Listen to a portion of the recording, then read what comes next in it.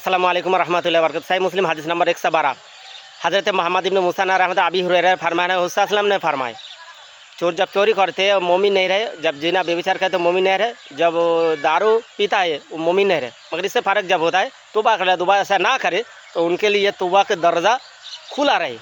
हादिस मुस्लिम हादिस number 112 हज़रत मोहम्मद इब्न मूसा रहमतुल्लाह এবং হযরত আবি হুরায়রা রাদিয়াল্লাহু আনহু থেকে বর্ণিত। তিনি বর্ণনা করেন যে হযরত মুহাম্মদ সাল্লাল্লাহু আলাইহি ওয়াসাল্লাম বলেছেন, চোর যখন চুরি করে সে তখন আর মুমিন থাকে না। জেনাখোর যখন সে জেনা করে, ব্র্যাকেটে নিষিদ্ধ পলিতে থাকুক, মেল ফিমেল বা পরকীয়া করুক বা ধর্ষক, সে তখন মুমিন থাকে না। আর মদ পানকারী যখন মদ পান করে তখন সে আর মুমিন থাকে না।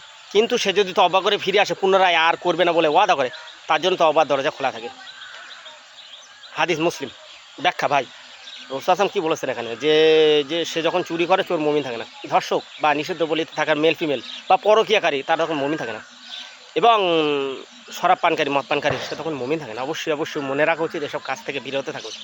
দুর্গাবন কাণ্ডে যারা মুসলিমরা ধরে তাদের সাজা ফাঁসি, ইসলাম বলে দিয়েছে রজম করা, অর্থাৎ পাথর মারা বা ফাঁসি দাও, ইসলাম বলে দিয়েছে। এর কোনো ঠাঁই নেই, এরা মুসলিম নয়। রাসূল সাল্লাল্লাহু বলে দিয়েছে এই তিন শ্রেণীর মানুষ মুসলিম নয়। এরকম সিচুয়েশনে যারা থাকে অবশ্যই অবশ্যই মনে রাখা উচিত, রাসূল সাল্লাল্লাহু যে ফয়সালা দিয়েছেন অবশ্যই অবশ্যই সেই ফয়সালা।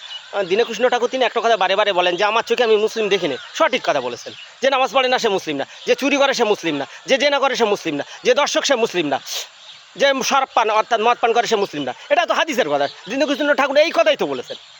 তো অবশ্যই অবশ্যই তেনার চোখে এরকম মুসলিম ধরা পড়ে না বলে তিনি বলেছেন, সঠিক বলেছেন। অবশ্যই রাসূল সাল্লাল্লাহু আলাইহি যে বলেছেন এরকম শ্রেণীর মানুষ যারা সত্যি আপনি সত্যি মুসলিম নয়, দীনকৃষ্ণ ঠাকুর সঠিকই বলেছেন।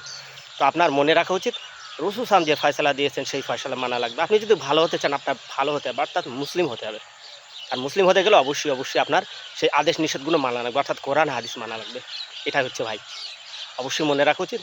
হ্যাঁ, আমাদের মনে রাখতে হবে বিশেষ করে আমরা হযরত মুহাম্মদ সাল্লাল্লাহু আলাইহি ওয়াসাল্লামকে মানব, সেটা মৌখিক নয়, আন্তরিকতার সঙ্গে এবং প্র্যাকটিক্যালি জীবনে। পৃথিবীতে সব কিছুতে কপিরাইট আছে, কিন্তু হযরত মুহাম্মদ সাল্লাল্লাহু আলাইহি ওয়াসাল্লামের যে আমলটা আমরা হুবহু নকল করবো, কোরআন হাদিস পড়বো, সেম টু সেম এরকম হতে হবে। এটা কপিরাইট নেই ভাই, এটা কপিরাইট ক্লেম নেই।